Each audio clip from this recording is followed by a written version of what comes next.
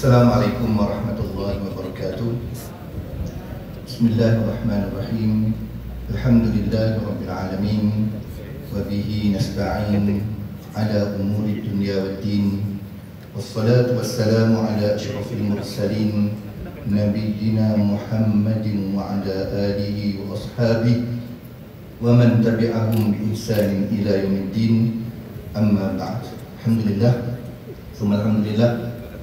Terima kasih pertamanya saya ucapkan pada tuan rumah, yakni Masjid Nurul Huda Felda Julai 3, dan tak saya lupakan kepada pihak media Karangkraf yang membawa kempen yang sangat menarik dan penting, yakni dipanggil Rasuah Busters.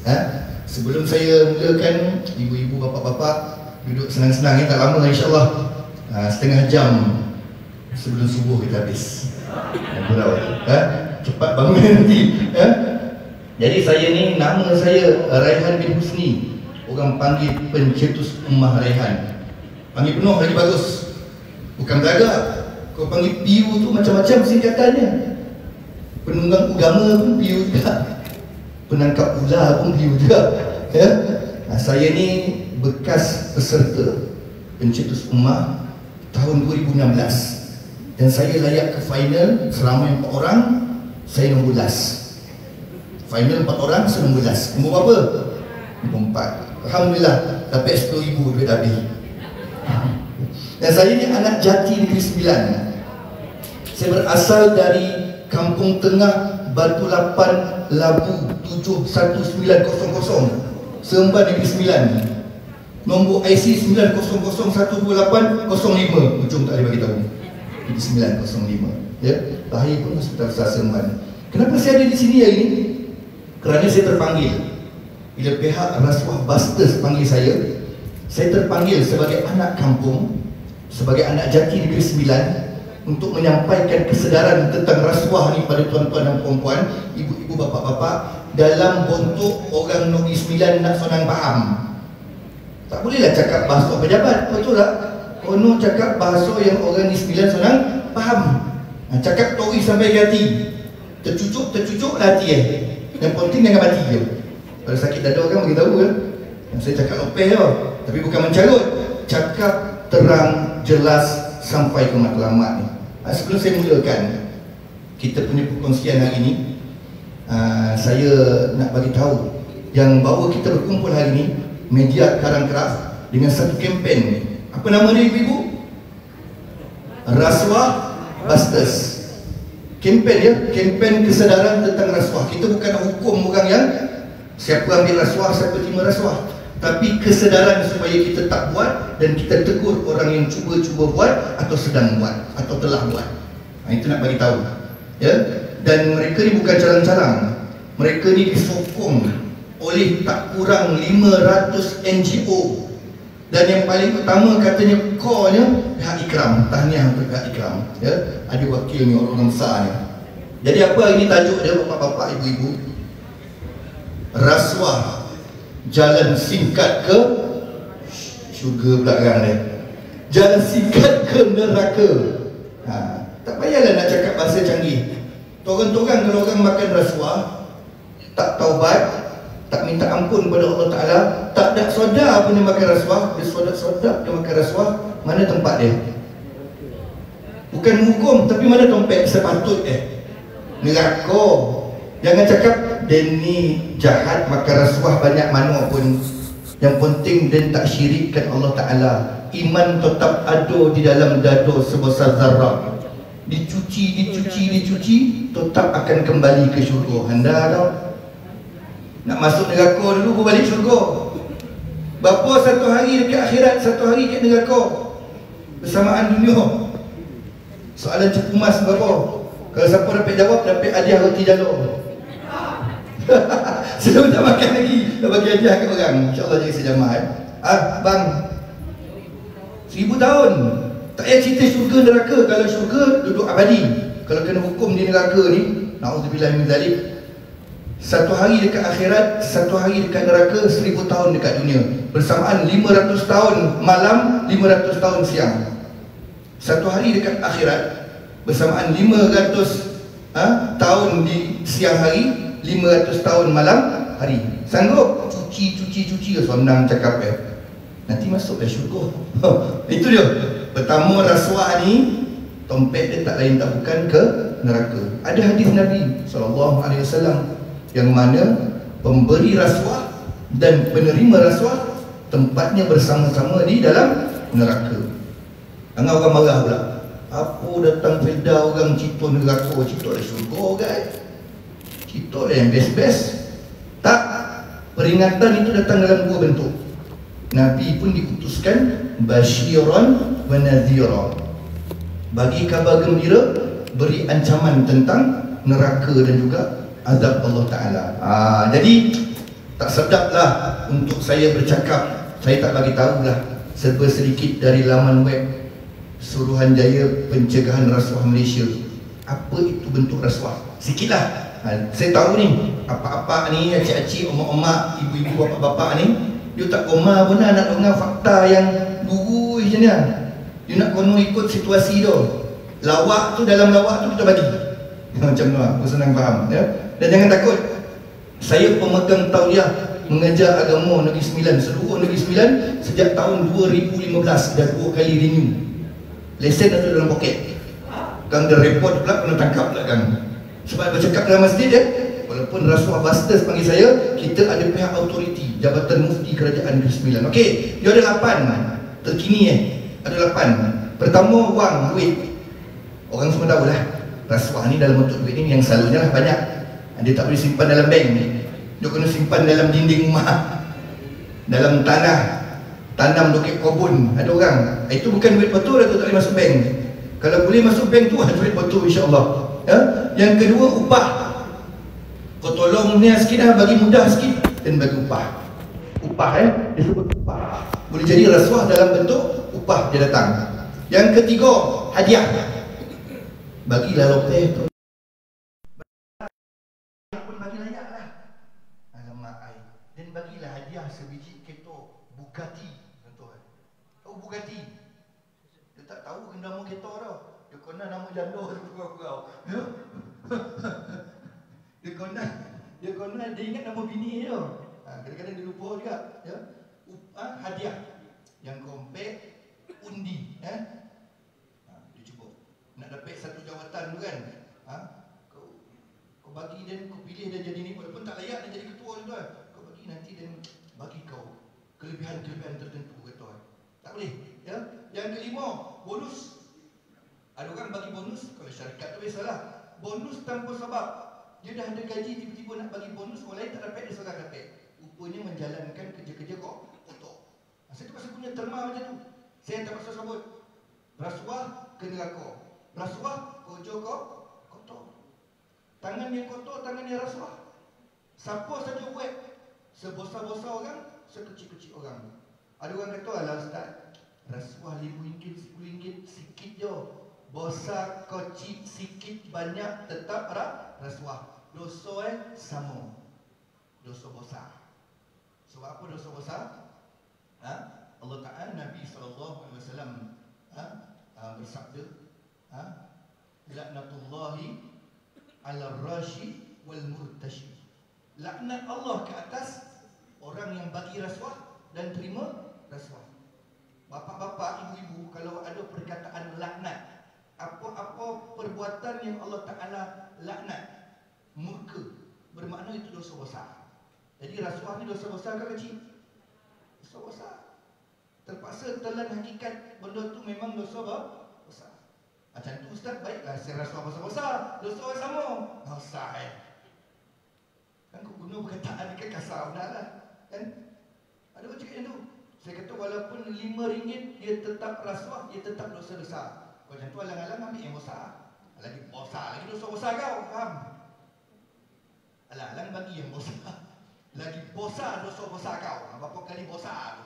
Lagi besar dosa besar kau. Double besar, triple besar. Okey. Yang keenam, rasuah boleh datang dalam bentuk jawatan. Dibagi jawatan dekat orang pada orang yang tak layak. Sebab ada kepentingan. Sebab hal itu kau tolong dan tolong kau bagi jawatan yang tak sepatut kau dapat. banyak jadi. Mana-mana negara pun hatta minta maaf tersebut di Malaysia juga terjadi. Walaupun bukanlah benda tu biasa, terjadi. Orang yang buat silap, orang yang terpedaya. Kemudian yang nombor 7, diskaun tanpa sebab. Boleh sesuatu below market value, orang Jawa cakap, bawah harga pasaran. Patut jual RM1 kan, diskaun patut RM900,000 sampai RM500,000 dia jual. Rupa kawan tu ada tolong pintu belakang orang lain kat dia, bagi diskaun juga. Ada ketika rasuah datang dalam bentuk diskaun. Nombor 7. Nombor 8, perkhidmatan. Kan, bagi perkhidmatan. Kadang-kadang orang lain dia tak bagi perkhidmatan tu, dengan orang tertentu dia bagi sebab ada untung yang orang tak nampak. Itu 8 bentuk-bentuk rasuah. Senang cakap bahasa orang kampung, jangan marah ya. Saya pun orang kampung kan. Saya pun makan ikan gulai, masak lemak cili api, ikan sungai, dah hancur-hancur 2-3 hari tu saya rumah. Faham tak? Dah dihancur-hancur kan. Rincor nasi paning buku kicap. Tahu rincor? Kalau nak suami dongar cakap, rajin rincor nasi dengan lauk untuk suami. Dongar lah dia cakap, tak payah buat nasi kangkang. Rincor tu rincor, air tangan isteri. Ya, saya gemar rincor dia, makan rincor. Tergaul nasi dengan lauk dengan kicapnya tu. Tapi jangan rincor rasuah dalam kehidupan kita. Disebut normalisasi. Rasuah tu jadi besok. Baru masuk isi. Tadi mukadimah. Tapi rasuah bastas bagi setengah jam. Siap. Bukan saya kata tak cukup. Setengah jam ni tak ada nak bunga-bunga. Tahu bagi pokok. Tahu bagi tajam tu.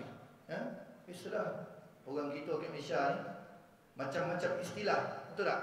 Duit kopi lah. Duit kopi je ni. Boleh jadi rasuah. Betul tak?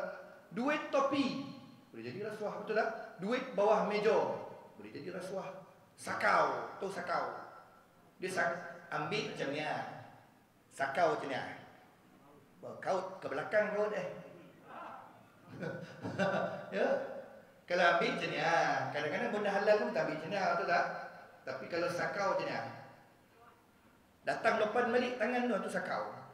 Ya. Macam-macam cara nak sakau. Dan paling tahu rasuah ni dia sakau yang hak dia dan bukan hak dia sekali. Itu bahaya tu. Ya. Duit kopi, duit topi, saya tengok istilah pelincir, duit bawah meja, manis-manis. Manis-manis apa? Panih-panih, api neraka. Ya. Rasuah ni berkaitan dosa kita dengan manusia dan dosa kita dengan Allah Ta'ala. Betul tak ibu-ibu?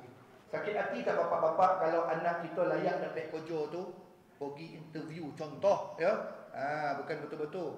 Dia pergi interview, dia layak dapat kerja tu. Memanglah rezeki kan.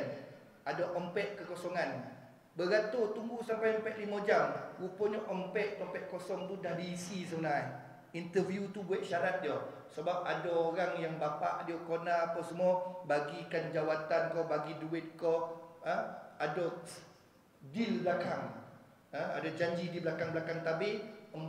Ompek kosong jawatan tersebut dah diisi oleh orang yang tak layak pun dari segi merit dia.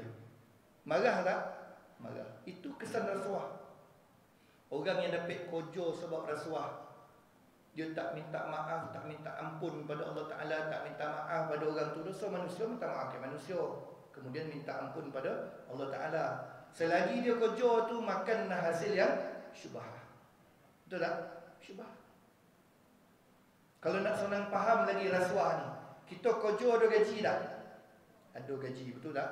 Tolong bini buang sampah pun ada gaji, betul tak? Ameh cium dahi lah ni. Ada Allah. Parah saya malas nak bercakap benda-benda ni. Kadang dia minta betul-betul. Ustaz cakap tadi kalau nak suami dengan cakap gincor, mampu setiap kali makan nak gincor. Pergi buang sampah minta cium dahi. Semua Jumaat dia. Kan? Tolong pergi kedai polis Santan, pipi pula minta. Itu bukan rasuah. Itu upah yang betul-betul. Ya? Orang bekerja ada gaji, betul tak? Gaji contoh 3,000 sebulan. Kerja kau jaga tugasan sekian. Tapi tiba-tiba dia dapat duit selain gaji dia. Bagi copek orang tak payah beratur.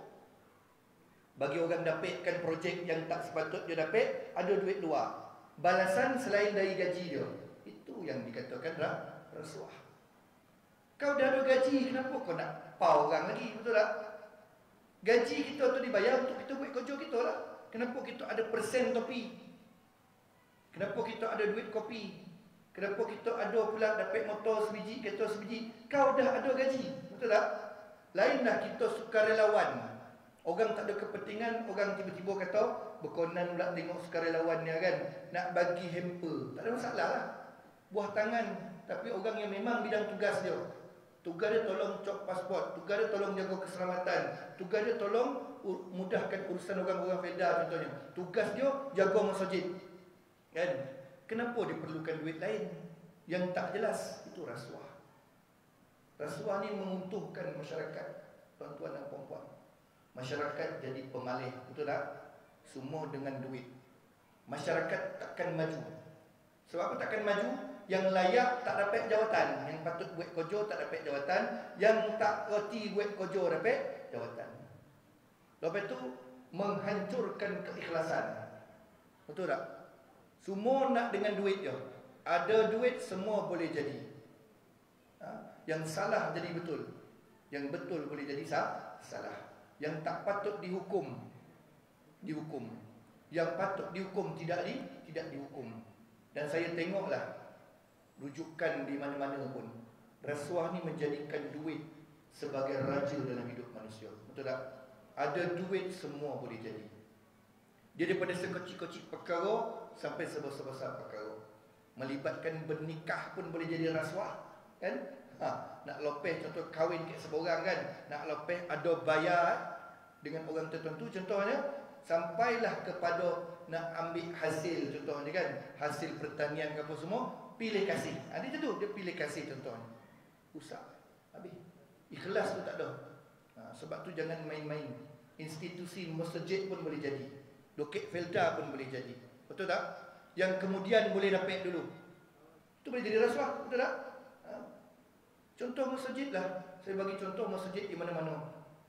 Kadang-kadang anak beranak dia yang dapat. Contoh projek lah kan, baik pulih tandeh. Tandeh pun dia buat juga. Nama je lain, orang yang sama. Rasuah, betul tak? Itu pilih kasih automatik jadi rasuah. Patut tender terbuka lah kan, siapa yang layak, patut. Tak boleh. Ia terjadi di mana-mana tuan-tuan. Rasuah boleh terjadi di mana-mana. Dan tak boleh nafikan kadang-kadang menguji golongan-golongan yang sepatutnya memegang undang-undang dalam negara kita juga. Betul tak? Cakap terang, cakap biar terang, biar jelaskan. Kita bukan pukul rata. Boleh terjadi sebab kes pun ada yang dah didakwa, yang dah apa semua. Mungkin kerana haloba dunia, ataupun dia rasa tak cukup apa yang ada di tangan. Jadi orang nak elak ambil rasuah, cara paling senang satu je. Solusi tak payah banyak-banyak. Ubek pun tak payah banyak-banyak. Poning. Ubek kuncing mani darah tinggi pun dah sebeban. Ubek rasuah satu je. Apa dia? Bersyukur, betul tak? Tak bersyukurlah kita nak tambah duit dengan cara yang tak betul. Iyalah meniaga pisang goreng daripada pergi goreng orang minta rasuah. Kan goreng sana, goreng sini, kipeh sana, kipeh sini, gosok sana, gosok sini. Tak. Bersyukur bermakna kita tak akan makan benda yang haram. Bila kita tak pernah kenyang dengan apa yang kita dapat, itu kita cari duit-duit sumber-sumber yang haram. Dan saya bercakap ni tuan-tuan, saya tak nak Malaysia ni jadi macam banyak negara lain yang rasuah dah jadi kebiasaan. Minta maaf, saya banyak merantau beberapa negara. Negara Arab lah kebanyakan ni. Pengalaman ni duduk. Saya pernah ziarah Mesir. Mesir ni memang nak bergerak sesuatu kerja mesti ada duit, ada manis-manis. Di Syria pun sama. Saya duduk sana, nak renew pasport, kono top upkan duit pegawai immigration, top upkan telefon, minta maaf telefon. Kau nak aku cop kau punya pasport visa kau, telefon dan top up habis ni. Faham lah. Top up pun minta kita top upkan. Sampai benda tu kau nak ada baru jalan kerja. Rasuah jadi besok dia. Masuk sepadan negara dia, nak cop pasport, saya beratur ponik-ponik, datang orang Iraq banyak duit, bawa pasport tingginya. Dia potong line, dia potong barisan, letak duit dalam pasport, kerja jalan. Kita tak nak Malaysia jadi macam tu. Saya sebut bukan Negeri Sembilan, Malaysia. Tak nak Malaysia jadi macam negara-negara tersebut. Ada duit baru jalan, macam Pahat dengan Penukul. Ada duit jalan, tak ada duit kerja tak jalan. Bahkan kita dihalau pula. Datang besok, dia kata. Ini pengalaman. Kalau orang kata saya dakwa, saya duduk di sana. Dan negara yang paling lama saya tinggal belajar, Jordan, saya boleh puji. Jordan kadar rasuah dia rendah, dan jangan main-main silap-silap ke dalam. Sebab polis dia takkan layan kita minta kesian. Saya pelajar, saya susah tak. Saman tetap saman. Polis mereka memang bukan sebarang-sebarang. Mereka ada 7 juta orang aja populasi penduduk dia. Tapi macam Syria saya duduk, apa-apa kena solid duit. Kita tak nak macam tu. Nak pergi renew passport, solid duit kan? Nak pergi visa, solid duit. Na'udzubillahi min zalik kan? Sampai nak masuk tadika cucu pun kena solid duit. Kan tadika Qomeh ada 25 tompet. Nak copet cucu dia kan kemas kan, kono solid duit bau cucu dapat kota. Tahu benar tuan-tuan kalau sampai macam tu kan. Jadi jangan biasakan hidup kita rasuah jadi darah daging. Kalau orang tanya pada saya, Ustaz, apa balasan orang rasuah? Selain Ustaz sebut orang yang memberi dan terima rasuah tempatnya di neraka, kata Nabi SAW. Saya nak nak dongak akibat dia dalam kubur. Pasti orang yang tak bertaubat dari rasuah mati susah dalam kubur, betul tak? Buat dosa besar, kau nak sujud dalam kubur buat apa? Nak kipis godang je ni. Anda betul lah cikgu. Kipis macam helikopter. Ya.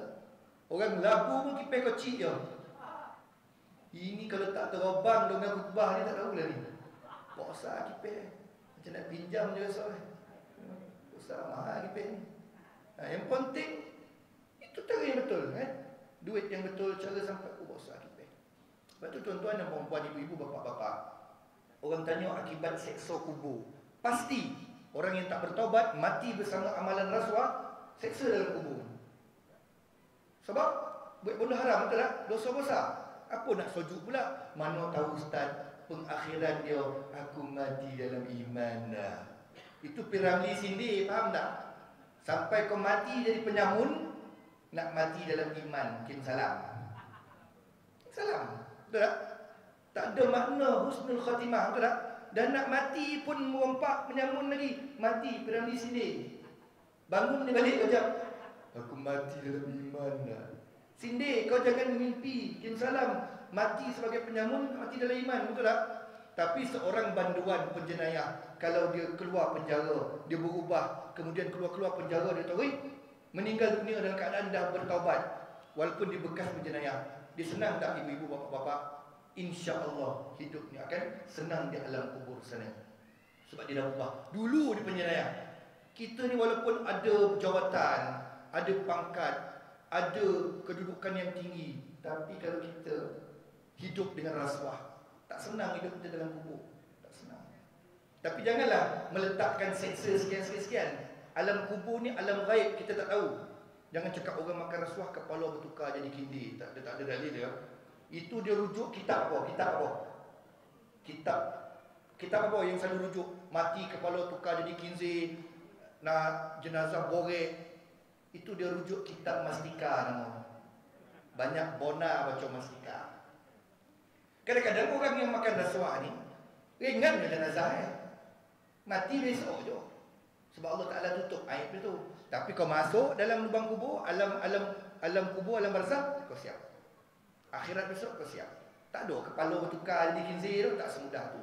Wama lagi rujuk Mastika. Nombor 2, apa rujukan orang Melayu? Tengok cerita tanah kubur.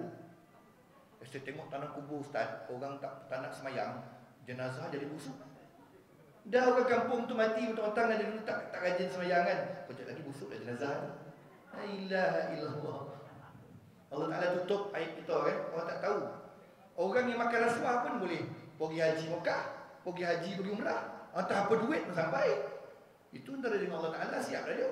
Bahkan mungkin boleh masuk dalam Kaabah, boleh cium Hajarul Aswad. Allah Ta'ala bagi peluang nak suruh dia insaf.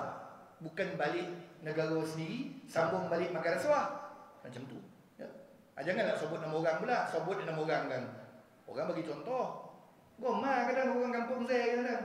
Orang bagi contoh, dipotik nama orang. Orang bagi contoh, dipotik nama orang dia. Dia tak kata siapa-siapa. Ya? Jadi susah dalam kubur. Dan saya nak bagi tahu kalau kita kena seksa dalam kubur ni. Kalau tak adalah pengampunan dari Allah Ta'ala, tak adalah doa anak-anak soleh, kita ni duduk alam kubur lebih lama daripada umur kita hidup, betul tak? Contoh untuk nenek moyang kita dah mati, dia pergi ke kubur, dah baca tahun kat batu nisan tu. Ada yang dah mati 100 tahun lebih, betul tak? Sedangkan ketika meninggal dunia, umur dia 60 tahun. Makna dia lebih lama duduk alam kubur berbanding hidup alam dunia. Sekejap je dunia ni tuan-tuan. Sekelip mata je, macam angin lalu je. Apa kita nak makan rasuah? Banyak bodoh boleh makan roti jala tu. Sebut lagi. Sebab tak makan kita tadi. Saya nak ceramah tak boleh makan banyak, hongeh. Nak memokek je mana boleh. Hongeh nanti, ya. Baik, kan cakap boleh pula. Sawit tengah mahal ni 1,200 satu tan. Betul tak Tuan Gurus? 1,200 ringgit satu tan. Kok bini bagi, baik kahwin lagi seorang. Contoh. Ataupun baik bagi bini sebiji lagi kita. Daripada makan rasuah, bagi rasuah pada orang. Dan saya ingatkan lagi satu, orang yang jadi perantara, orang tengah kepada pemberi dan penerima rasuah, sama dosa dia juga sebagai orang yang terlibat dengan rasuah. Pemudah cara dengan rasuah. Jadi benda bukan kecil. Sebab benda sebut dalam hadis, dalam Quran pun sebut jangan makan harta orang cara salah. Wala ta'kulu amwalakum bainakum bil batil. Jangan makan harta orang cara salah. Dalam duit rasuah tu ada duit anak yatim. Dalam duit rasuah tu ada duit orang susah. Betul tak? Dalam jawatan yang tak sepatutnya kita dapat tu, ada jawatan anak-anak kampung yang nak mengubah nasib dia. Betul tak? Dalam projek-projek yang disakau tu, ada projek yang sepatutnya jadi rezeki kepada anak-anak di rumah, orang yang sepatutnya dapat. Betul tak? Sebab tu kadang-kadang kualiti tak ada. Rasuah ni menjatuhkan kualiti, kan? Bangunan 2 tahun runtuh contoh, betul tak? Tandih seminggu dah tak boleh pakai pam Tandih nak cangkung pohon tak lepas, sompit pun nak. Dia kurang kaki tu. Ompet kaki 5 kaki dia kurang nak sakau bajet. Ya betul tak? Kenapa pelik jadinya? Petak parking patut paling besar kena buat muat velfire. Orang jalan 3 ramai pakai velfire Alphard. Dia buat paling muat besar kelisa. Nak jimat duit cat pun sakau juga. Semua sakau tuan. Sebab apa saya kata, ambil untung memang ambil untung. Tapi orang yang rasuah dapat benda-benda macam ni, mereka nak untung lebih lagi. Mereka akan cut bajet, potong bajet, jimat lagi, hasil yang dia buat teruk. Betul tak? Kita jangan bermain. Lagi melibatkan masjid, kan? Melibatkan masyarakat, ya? Dan pastinya tuan-tuan dan puan-puan, orang yang rasuah ni di dunia dia hina, kadang-kadang tertangkap hina dah, di akhirat lebih hina lagi di depan Allah Ta'ala. Dan Nabi SAW sebut tak ada tempat lain daripada setiap inci tubuh kita ni, daging kita ni, yang tumbuh dari hasil haram, melainkan tempatnya di neraka. Apa darah daging kita ni yang tumbuh dari hasil haram, semua akan berada di neraka. Bayangkan seluruh tubuh badan pakai hasil rasuah, hasil haram, neraka lah tempatnya. Tak ada tempat yang sebaik-baik tempat. Yang mampu pun kita doakan orang yang ambil rasuah mati dalam keadaan makan rasuah ni, Allahumma ghfirlahu warhamhu wa'afi wa'anhu. Itu je lah. Tapi sejauh mana Allah Ta'ala yang maha pengampun, kadang-kadang ia tetap akan dibalas oleh Allah Ta'ala. Cuma jangan menghukum. Kalau nampak, report. Sebab saya pernah pergi dalam program PU tu, taklimat daripada pihak MACC, betul MACC, rasuah, SPRM. Mereka bagi tahu orang yang report pasal orang rasuah, identitinya, namanya akan dirahsiakan. Bahkan ada anugerah untuk dia lah, tanda penghargaan. Bagi tahu. Tapi jangan pula ain-ain orang tu tak rasuah saja nak busukkan nama orang. Mentang-mentang tak terpilih dengan satu jawatan, orang tu menang jawatan betul, dia bagi tahu rasuah buat report, nak malukan orang tu. Sebab bila adanya report, adanya siasatan, belum jatuh hukum pun manusia dah jatuh hukum, betul tak? Jadi jangan takut nak report SPRM. Biasa jadi kes masjid makan duit apa semua kan, duit belakang. Masjid pun ada tuan. Tapi bukan jualai, planet lain, bukan labu juga. Report SPRM sebab ada benda ketirisan. Felda ke, pejabat kerajaan ke, yang patutnya jaga integriti tapi tak jaga. Senanglah kesimpulannya. Rasuah ni dapat dielakkan bila kita takut dengan peraturan Allah Ta'ala dan peraturan yang manusia ulil amri, pemerintah tetapkan. Sebab tu huruf I, Islam. Islam itu integriti. Integriti itu adalah Islam, ya. Jadi saya berada di penghujung ni. Dah naik bendera amaran, ya. Setengah jam alhamdulillah. Nak lagi kono jemput bawa masjid pula ceramah perdana gurau je, ya. Tak ada PA direct nombor saya. Tak ada banyak songnya. Jadi saya tutup perkongsian pada pagi ini dengan dua rangkap pantun. Jikalau ada sumur di ladang, bolehlah hamba menumpang mandi. Jikalau ada umur yang panjang, bertemu di felda ini atau syurga ilahi. Jangan terbang periuk belanga dalam hidup suami dan isteri. Terima kasih pinjam mata dan telinga. I love you everybody. Terima kasih Rasuah Busters. Terima kasih penduduk Felda Jelai 3. Terima kasih Masjid Nurul Huda. Saya undur diri buat kali ini. Aku qouli hadza wa astaghfirullahal azim li wa lakum wa billahi taufiq wal hidayah. Assalamualaikum warahmatullahi wabarakatuh. Hapus rasuah untuk Malaysia. Allahu a'lam.